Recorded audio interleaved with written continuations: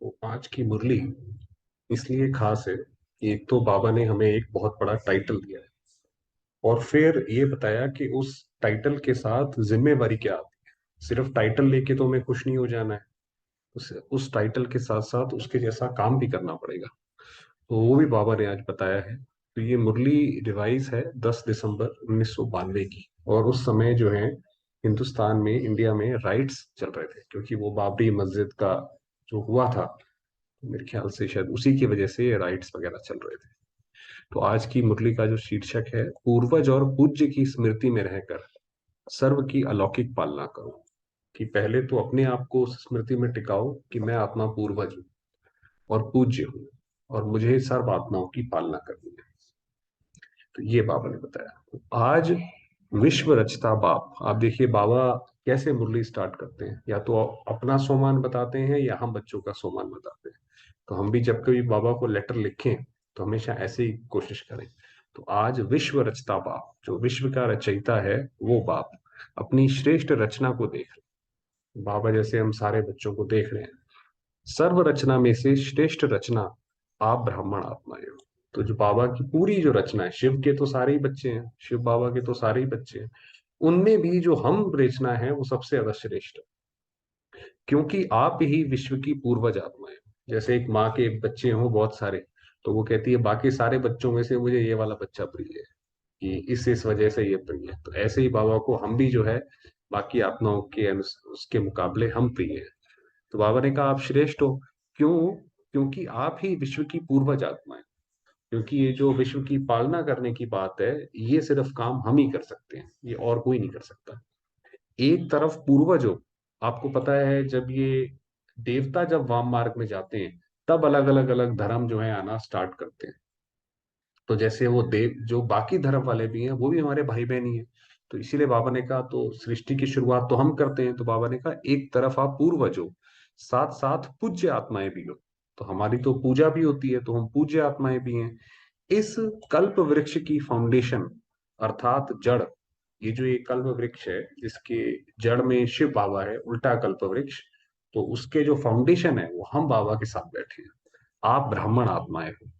इस वृक्ष के मूल आधार तना भी आप हो। तो तना आपको पता है, जो देवता धर्म जो तना चलता है, वो तना इसीलिए कहा जाता है कि बाकी जितने भी रीति रस्म निकलते हैं, वो सारे के सारे धर्म जो हैं वो कहीं ना कहीं जो सीख है अपनी, जो माना जो टीचिंग्स हैं, वो इंस्पिरेशन है, वो देवता धर्म से ही लेते हैं। वो बात और है कि वो कहीं ना कहीं अपना थोड़ा सा चेंज करते हैं ताकि उनका यूनिक लगे। मगर जो ओरिजिनल जो टीचिंग्स हैं वो सिर्फ देवता धर्म की है। आप देखेंगे आपको बहुत ज्यादा सिमिलैरिटीज बाकी धर्मों में मिलेंगी। तो इसलिए बाबा ने कहा तना भी आप हो, इसलिए आप सर्व आत्माओं के लिए पूर्वज हो। तो सृष्टि चक्र के अंदर जो विशेष धर्म पिता कहलाए जाते हैं, उन धर्म पिताओं को भी आप पूर्वज आत्माओं द्वारा ही बाप का संदेश प्राप्त होता है। तो ये जो धर्म आत्माएं वो अभी ही आकर, अभी कुछ समय में आकर जो है बाबा का ज्ञान लेंगी, तो उनको ज्ञान कैसे मिलेगा? तो हम ही बच्चे तो देंगे ना, बाबा तो डायरेक्ट देंगे नहीं। ब्रह्मा बाबा ने भी शरीर छोड़ दिया, दादी ने भी शरीर छोड़ दिया, तो हम बच्चे ही ज्ञान देंगे। तो बाबा ने कहा उनको आप द्वारा ही संदेश प्राप्त होता है, जिस आधार से ही समय प्रमाण वो धर्म पिताएं अपने धर्म की आत्माओं प्रति संदेश देने के निमित्त बनते हैं।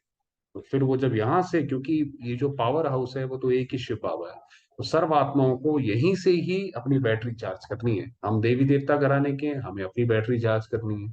जो बाकी धर्म पिता हैं उनको भी अभी ही चार्ज करनी है। फिर वो बाद में जाके जो है संदेश देते हैं। जैसे ब्रह्मा बाप ग्रेट ग्रेट ग्रैंड फादर है ना? तो ब्रह्मा के साथ साथ आप ब्राह्मण आत्माएं भी साथी हो। तो ब्रह्मा बाबा कोई अकेला नहीं है, उसके साथ साथ हम भी उसके साथी हैं। इसलिए आप पूर्वज आत्माएं गाई हुई हैं। इसीलिए हम आदि देव के साथ जो है हम आत्माएं भी गाई हुई हैं। पूर्वज आत्माओं का डायरेक्ट चाहे इनडायरेक्ट सर्व आत्माओं से कनेक्शन। एक मिनट होल्ड कीजिएगा।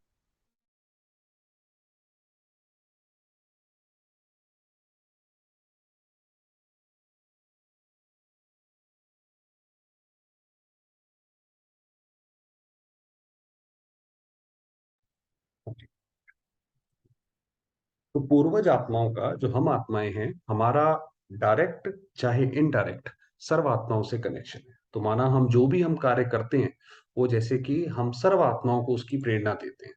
तो एक ब्राह्मण आत्मा अगर कुछ भी कार्य करेगी तो उसकी जो प्रेरणा है वो पूरे विश्व में जाती है, हमारे जितने भी विचार हैं वो भी पूरे विश्व में जाते हैं। तो हमारा सबसे कनेक्शन है, क्योंकि आप देखेंगे जो तना होता है वो, पेड़ में कोई सा भी पत्ता निकले उसने एनर्जी तो तना से ही लेनी है ना, उससे ही फ्लो होके जाएगी, तो इसलिए वो जाती है। जैसे वृक्ष की सर्व टालियों का संबंध जड़ से व तना से जरूर होता है। तो कोई भी निकलेगा वो तना से लेगा, आपने किसी पेड़ को गिराना है उसका तना काट दो, वो पूरा पेड़ गिर जाएगा। चाहे किसी भी धर्म की छोटी व बड़ी टालियां हो, लेकिन संबंध स्वतः ही होता है। तो इसीलिए बाबा ने कहा जितने भी धर्म वाले हैं वो सब शक्ति जो है अपनी, जो भी जैसे बताया, वो सिर्फ देवी देवता धर्म से ही लेते हैं। तो उनको भी हम कोई अलग ना समझे कि भाई ये तो कोई और धर्म के हैं, ये हमारे उसके थोड़ी हैं, ऐसा नहीं। तो पूर्वज हुए ना, आधा कल्प राज्य अधिकारी बनने के बाद फिर पूज्य आत्माएं बनते हैं। तो आधा कल्प हम राज्य करते हैं, फिर उसी राज्य की जो है पूजा होती है, क्योंकि वो राज्य इतना महान था। पूज्य बनने में भी आप आत्माओं जैसी पूजा और किसी भी धर्म आत्माओं की नहीं होती है। आप देखिए देवी देवताओं का तो हर चरित्र का गायन होता है। भाई वो कहते हैं अभी वो आराम कर रहे हैं, विश्राम कर रहे हैं, अभी उनका खाना खाने का समय है। बाकी कोई भी जो धर्मात्मा रहे उनकी इस तरीके से पूजा नहीं होती है उतने धूमधाम से। जैसे आप पूज्य आत्माओं की विधि पूर्वक पूजा होती है, ऐसे कोई धर्म पिता की भी पूजा नहीं होती। बाप के कार्य में जो आप ब्राह्मण साथी बनते हो, उन्हों की भी देवता व देवी के रूप में विधि पूर्वक पूजा होती है। तो जितना ज्यादा जैसे वो दिखाते हैं भी गोवर्धन पर्वत उठाया उन्होंने, और हर एक ने बाकी ने उंगली लगा उसके नीचे आ गए। तो हम भी जैसे जो शिव बाबा जैसे ये गोवर्धन पर्वत हटा रहे हैं, तो हम भी उसके उसमें अपनी मददगार बन रहे हैं। और क्योंकि हम शिव बाबा के इस कार्य में मददगार बने, जो कि ये कार्य आसान नहीं है, इसीलिए जो विधि पूर्वक पूजा होती है।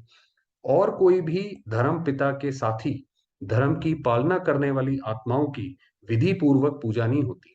गायन होता है, गायन होता है, मानो उनका गायन खूब होगा, बहुत महान थे, ऐसा कार्य करा, ऐसा कार्य करा। मगर जो देवताओं की पूजा है उसके मुकाबला नहीं। स्टैचू बनाते हैं लेकिन आप जैसे पूज्य नहीं बनते हैं। तो उनकी स्टैचू बना देंगे, सब कर देंगे, मगर जो देवताओं की जो है वो नहीं। बाकी इसके बाद जो एक और पैरा हम पढ़ेंगे, जो हाँ, तो बाबा कहते हैं ये जो बताया कि उस समय थोड़ा समय ऐसा था, तो बाबा कह रहे हैं समाचार। तो अब इसमें बात ये है कि अगर कुछ ऐसा संसार में होता है तो उसमें हमारी क्या ड्यूटी है। ये तो ऊपर बाबा ने हमें जो हमने पढ़ा उसमें बाबा ने बताया कि आप लोग कौन हो। आप बता रहे हैं कि बाबा आपकी ड्यूटी क्या है। समाचार तो सब इंटरेस्ट से सुनते हो कि क्या क्या हो रहा है। अयोध्या की घटना के बाद कई स्थानों से हिंसा के समाचार मिल रहे हैं, बहुत राइट्स वगैरह हो गए थे हिंदू मुस्लिम के। लेकिन पूर्वज आत्माओं ने समाचार सुनने के बाद सर्व की पालना की। ऐसा तो नहीं कि सिर्फ टाइटल हमने रखवा लिया अपने ऊपर और कुछ काम नहीं किया, उसका क्या फायदा हुआ। तो बाबा कह रहे हैं इसी तरीके से जब हम पूर्वज आत्माएं हैं, पहले तो अपने आप को मानो और जानो, और फिर विश्व की सेवा करो। तो बाबा ने कहा आपने क्या पालना की। अशांति के समय आप पूर्वज आत्माओं का और विशेष कार्य स्वतः ही हो जाता है। ऐसा ना हो हम भी परेशान हो जाए उनके साथ साथ, हमारा इतना बड़ा जो कर्तव्य है वो हमें करना है। तो हे पूर्वज, कैसे बाबा हम सबका आह्वान करते हैं, तो हे पूर्वज अपने पालना की सेवा में लग जाओ। तो बाबा ने कहा अभी विश्व को इसकी जरूरत है कि हम जो भी, जैसे किसी भी, अब देखिए यूक्रेन में जैसे उसने आक्रमण करा रशिया ने, तो वहां के जो भी रहवासी हैं उन्होंने जो भी जिससे बन पड़ा उन्होंने अपने देश की मदद करी। उसी तरीके से अभी ये विश्व को भी जैसे हमारी उसकी सकाश की जरूरत है, तो हम भी उस पालना में लग जाएं। जो भी जैसे भी हो सकता है, जितना भी हमसे हो, बाबा के श्रीमत के अनुसार उस पर चलें। जैसे अशांति के समय विशेष पुलिस व मिलिट्री समझती है कि ये हमारा कार्य है, अशांति को शांत करना, ऑर्डर द्वारा पहुंच जाते हैं और ऐसे टाइम पर विशेष अटेंशन से अपनी सेवा के लिए अलर्ट हो जाते हैं। तो जैसे ही उनको कुछ समाचार मिलता है तो एकदम वो अलर्ट हो जाते हैं कि भाई अब ये करना पड़ेगा, सारी छुट्टियां वगैरह सब कैंसिल कर देते हैं। तो आप सबने हलचल का समाचार तो सुना, लेकिन सेवा में अलर्ट हुए, वह सुनने का ही आनंद लिया। कि भाई ये देखो, कई लोग तो आप देखेंगे न्यूज में ही एंजॉय करते रहते हैं, अरे वहां पे ये हो गया, अरे वहां पे ये हो गया। वो तो ठीक है, मगर आपने क्या किया उसके अंदर, या सिर्फ न्यूज सुन ली। अपना पूर्वजपन स्मृति में आया, ये आया कि मुझे भी इन आत्माओं को सहयोग देना है, इनका दुख दर्द दूर करना है। सभी आत्माओं की शांति की शक्ति से पालना की, अब ये बात आई कि कैसे करनी है। तो जब हम अपने आप को, मैं आत्मा शांत स्वरूप हूँ और शिव बाबा से जैसे एनर्जी लेकर सारे संसार में फैला रही हूँ, तो वो एक जो वाइब्रेशंस है, जैसे बाबा ने ऊपर बताया कि पूर्वज आत्मा का हर एक आत्मा से डायरेक्ट इनडायरेक्ट कनेक्शन होता है। तो जैसे हम वो एक शांति की शक्ति जितना फैलाते जाते हैं, तो वो एक मदद करना है कि जब ऐसे समय में जहाँ पे आत्माओं को हर जगह नेगेटिविटी मिल रही है, तो जब वो हमसे बात करें, चाहे बात ना भी करें, हम उनको वाइब्रेशन ऐसे पहुंचाएं कि एक पॉजिटिविटी, होप के, उत्साह के जो है वाइब्रेशन पहुंचाएं। या यही सोचते रहे कि यहाँ ये हुआ वहां ये हुआ। विशेष आत्माओं की ऐसे समय पर सेवा की अति आवश्यकता है। ऐसा जो समय है, इस वक्त हम पहचाने, और यही सबसे बड़ा पुण्य है। और किसी भी तरीके का पुण्य नहीं है, ये सबसे बड़ा पुण्य है कि कोई आत्मा सबसे ज्यादा दुखी है, उसको हम जो है उसको पहुंचाएं। 1 मिनट से।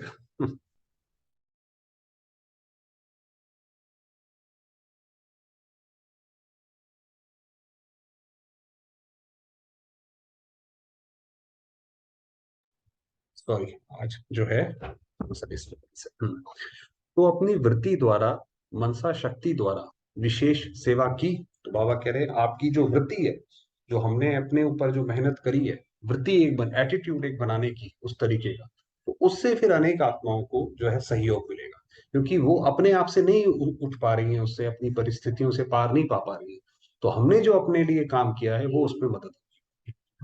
वह जैसे विधि पूर्वक याद में रहते हो, सेवा करते हो, उसी रीति ही किया, या बस जो हमारा जो नॉर्मल रूटीन होता है वही हमने भी फर्ज अदाई अपनी कर दी। आप रूहानी सोशल वर्कर भी। तो हम जो हैं वो सबसे बड़े सोशल वर्क करते हैं। बाकी दुनिया में कोई सोशल वर्क करते हैं, कोई किसी को खाना खिला दिया, कंबल दे दिया, रहने का स्थान दे दिया, मगर उसके जो मन की जो परेशानी है वो तो नहीं दूर करी, और वो तो सबसे बड़ी परेशानी होती है। तो वो जो दूर करने की जो बात है वो सिर्फ हम ही कर सकते हैं। तो रूहानी सोशल वर्कर ने अपनी विशेष एक्स्ट्रा सोशल सेवा की।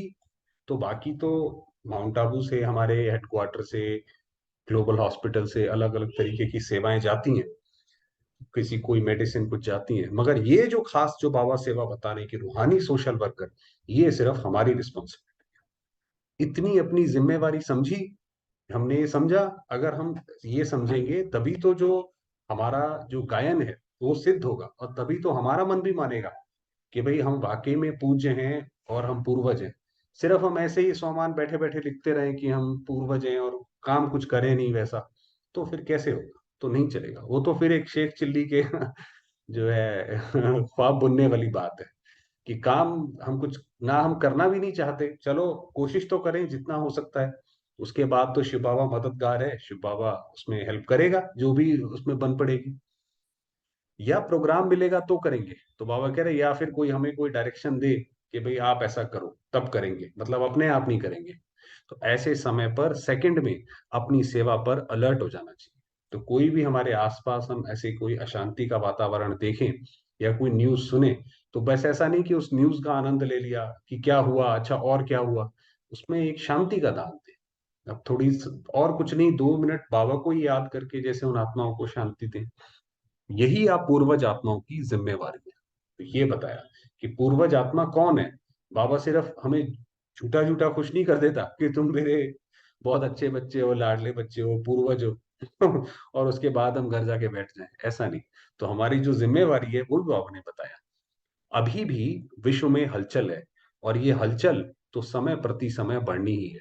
तो ये तो जो समय का पहिया ये धीरे धीरे आगे जा रहा है, उसमें तो हर चीज हिलेगी, है ना, हर चीज जो है डिसरप्ट होगी। तो ये तो समय का पहिया जैसे आगे बढ़ेगा तभी तो कलयुग का अंत होगा। तो आप आत्माओं का फर्ज है ऐसे समय पर आत्माओं में विशेष शांति की, सहन शक्ति की हिम्मत भरना। कि उनका जो मन जो है वो इतना डिस्टर्ब हो गया है कि उनको कहीं से भी शांति का अनुभव ही नहीं होता। कोई भी चीज पढ़ते हैं, लिखते हैं, करते हैं, तो मन में अशांति या डर आता है। तो या फिर कोई चीज सहन नहीं होती कि ये फला व्यक्ति ऐसा क्यों करता है। तो उनको वो हम ही उनको इम्पार्ट कर सकते हैं। लाइट हाउस का काम क्या होता है? जो रास्ता दिखाता है, कि जो सही रास्ता है। वो आपको पता है समुद्र में लाइट हाउस होते हैं, तो वो इसी तरीके से जब वो हमें देखें तो उन्हें लाइट हाउस की तरह रास्ता दिखाई पड़े कि सही जो रास्ता है, भगवान की प्रति जो रास्ता है, पॉजिटिविटी का, हैप्पीनेस का, कौन सा रास्ता है, उसके लिए जैसे हम लाइट हाउस बने, सर्व को शांति की लाइट देना। तो शांति कौन से रास्ते से पाई जाती है, उसके लिए हम लाइट हाउस बने। तो ये चैतन्य बनने की बात है, ये सिर्फ कोई बोलने की सिर्फ बात नहीं है। समझा क्या करना है? अभी अपनी जिम्मेवारी व फर्ज अदाई और तीव्र गति से पालन करो। तो ये अब जैसे समय की डिमांड है, जिससे आत्माओं को रूहानी शक्ति की राहत मिले, जलते हुए दुख की अग्नि में शीतल जल भरने का अनुभव करें। जो उनको इतना, जैसे क्या बोला जाए कि तड़फन जो होती है आत्मा को, जब उसके जब उसका मन परेशान होता है, तो ऐसे समय पे हम आत्माओं की मदद करें। तभी तो हम देवता कहलाएंगे। तभी तो वही आत्माएं जिनकी हम सेवा करेंगे वही तो हमारे भक्त बनेंगे। वही फिर, क्योंकि उनसे उन्हें हमसे प्राप्ति हुई है, तभी वो हमारी पूजा करेंगे। तो ये तो पूरा सर्कल इस तरीके से चलता है। और ये सृष्टि तो कर्म सिद्धांत है। जैसा जैसा हम कर्म करते जाएंगे वैसा वैसा हमें मिलेगा। तो हमें लगता है कि अगर हम वो चीज प्राप्त करना चाहते हैं तो उसके लिए काम करना पड़ेगा। तो ये बाबा ने आज बताया कि यही जिनकी आप सेवा करोगे, ऐसे समय पे उनकी डूबते को जैसे तिनके का सहारा कहते हैं, बहुत बड़ी बात होती है। कोई व्यक्ति डूब रहा हो, उसको आप बाहर निकाल लो, तो वो आपका बहुत एहसान मानता है। उसी तरीके से जब ये उन्हें सेवा प्राप्त होगी, फिर वो जो है वो भक्ति में हमारी जो है मूर्ति करके पूजा करेंगे। बाकी थोड़ा सा वरदान पढ़ लेते हैं। तो बाबा ने वरदान दिया कि अपने जीवन को हीरे समान वैल्यूएबल बनाने वाले। तो आप देखेंगे, चाहे वरदान, चाहे जो मुरली जहां से भी स्टार्ट हुई, ये चारों पेज की मुरली एक ही स्ट्रिंग, एक ही धागे पे चलती है। तो अब ये क्या बताया कि अपने जीवन को हीरे समान वैल्यूएबल बनाने वाले, स्मृति और विस्मृति के चक्कर से मुक्त भाव। क्या होता है, हमारी स्थिति नीचे कब गिरती है? जब हम विस्मृति आ जाती है। विस्मृति माना हम भूल जाते हैं कि हम कौन सी आत्मा है। हमें लगता है भाई हम तो ऐसी आत्मा नहीं है। विस्मृति हुई तो हमारा जीवन, हमें लगता है ये जीवन किस काम का, इसमें तो ये भी नहीं है, ये भी नहीं है।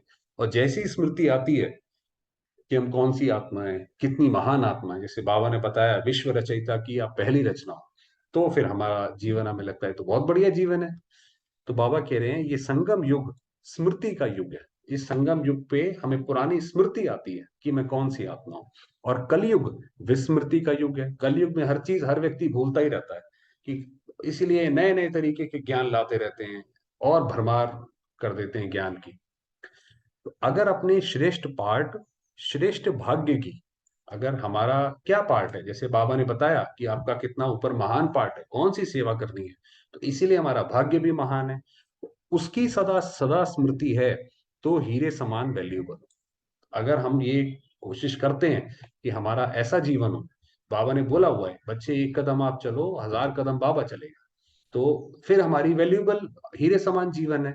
और अगर विस्मृति है तो पत्थर हो, फिर तो क्या है, जैसे पत्थर कोने में पड़ा रहता है, कोई आया उधर से ठोकर मार दी, कोई आया उधर से ठोकर मार दी। तो फिर तो वो वाला जीवन है कि अपने अपना भी नहीं पता, दूसरे का भी नहीं पता, कभी इससे दुख मिला, कभी उससे दुख मिला। ये स्मृति और विस्मृति का खेल है। तो संगम युग के रहवासी कभी कलयुग के चक्कर लगाने जा नहीं सकते। तो जब हम संगम युग में आ गए, अब हम उस दुख की दुनिया से बाहर निकल आए। बाहर निकलने का मतलब यही हुआ कि स्मृति हमें, हमारी जो है बिल्कुल हमारे माइंड में क्लियर रहे। तो जैसे हम संगम पर हैं, तो वही बाबा ने बताया कलयुग का मतलब है विस्मृति। अगर हम विस्मृति हो गए तो वापस उसमें चले गए। अगर थोड़ी भी बुद्धि गई तो चक्कर में फंस जाएंगे। कि अगर हमने ये देखा कि भाई चलो देखें सही कलयुग में क्या हाल चाल है, थोड़ा सा घूम फिर के आए, वो ये जैसे कहानी बताते हैं ना पुरानी, कि कोई राजकुमारी थी और वो अपने महल से निकल के जो है गरीबों के बीच चली जाती थी। ऐसे ही अगर हम गए तो वहां फंस जाएंगे। क्योंकि कलयुग में बहुत रौनक है वहां जो है। कलयुग की खास बात यह है, वहां पे हर विकार को बड़ा ग्लोरीफाई करके दिखाते हैं। चोरी भी करेंगे तो वो जैसे मूवी में वो हीरो बनता है, डाकू भी है वो भी हीरो बनता है। तो ये कलयुग की खास बात है कि वहां पे हर विकार बड़ा ग्लोरीफाइड है। तो कलयुग में बहुत रौनक है, लेकिन वह रौनक धोखा देने वाली है। तो वो रौनक जो है, उस कलयुग की रौनक में मत आओ। वो तो बहुत ऊपर से जरूर दिखाई पड़ता है अच्छा है, अंदर उसके घोर दुख है, घोर, जिसका कोई मुकाबला नहीं है। स्लोगन दिया अपनी कर्मेंद्रियों को लॉ और ऑर्डर प्रमाण चलाने वाले ही सच्चे राजू। तो हमारी कर्मेंद्रियां ऐसा ना हो अपने आप ही इधर उधर भागे, हम उनको ड्राइव करें। चलिए, बाकी समय हुआ है, थोड़ी देर बाबा को याद करते हैं, अपने आप को उसी स्वरूप में टिकाएंगे।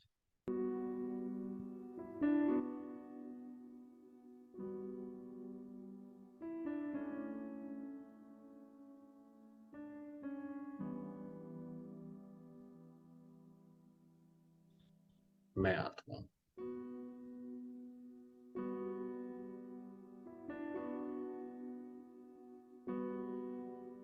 प्यारे बाबा की सर्वश्रेष्ठ रचना।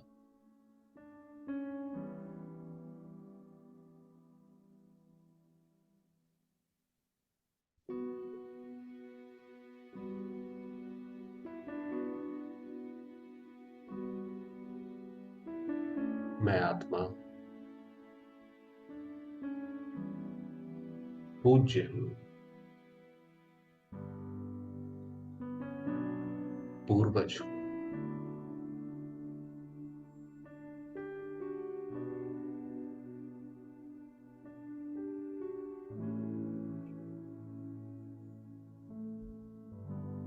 इस ड्रामा में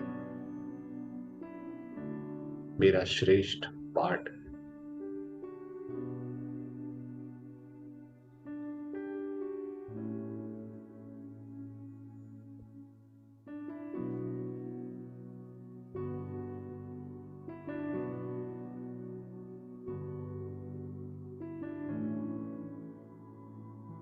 मेरे पिता, मेरे गुरु,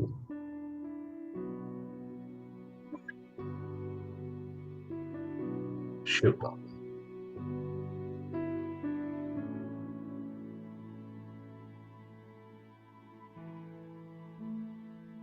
मेरे पालनहार और रक्षक है।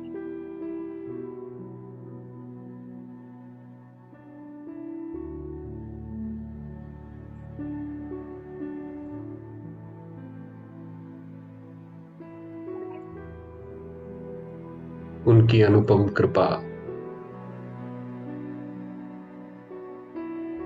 उनके आशीर्वाद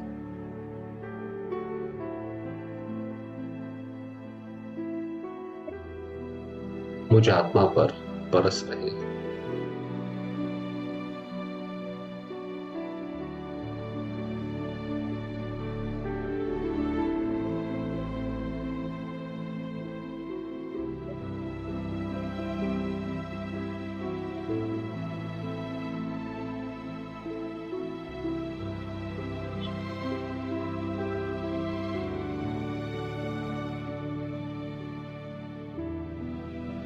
मैं आत्मा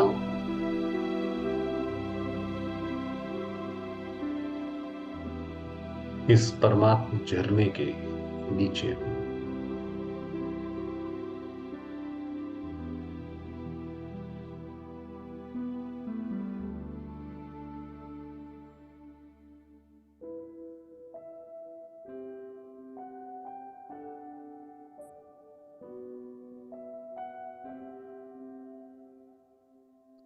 ये शांति की किरणें मुझे आत्मा पर पड़कर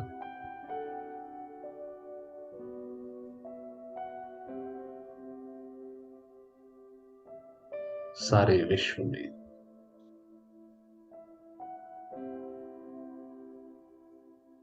सर्वात्माओं प्रति फैल रही है।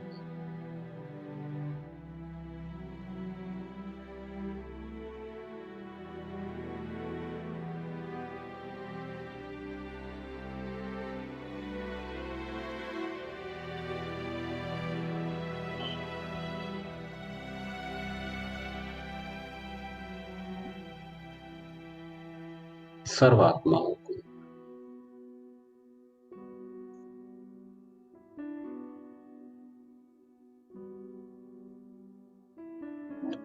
शीतलता प्रदान कर रही है।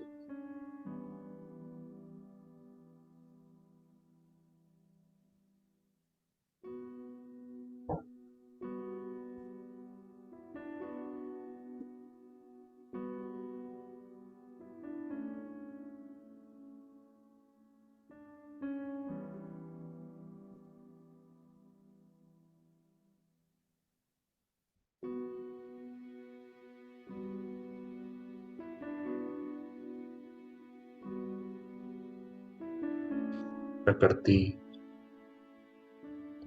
सर्वात्माएं शांत,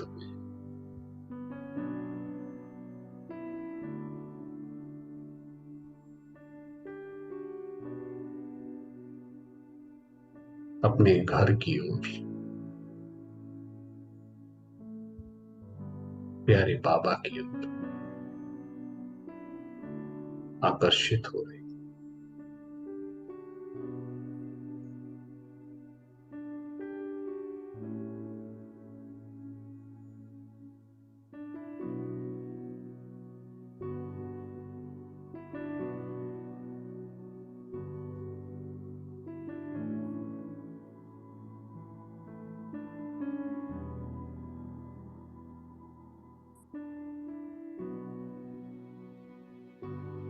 और मैं आत्मा अपने बाबा के साथ कंबाइंड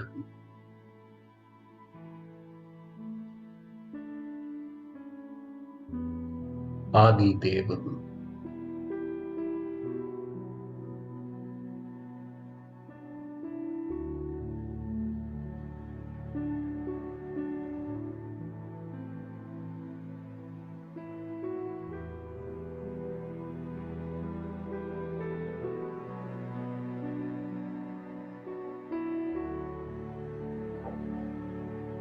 ओ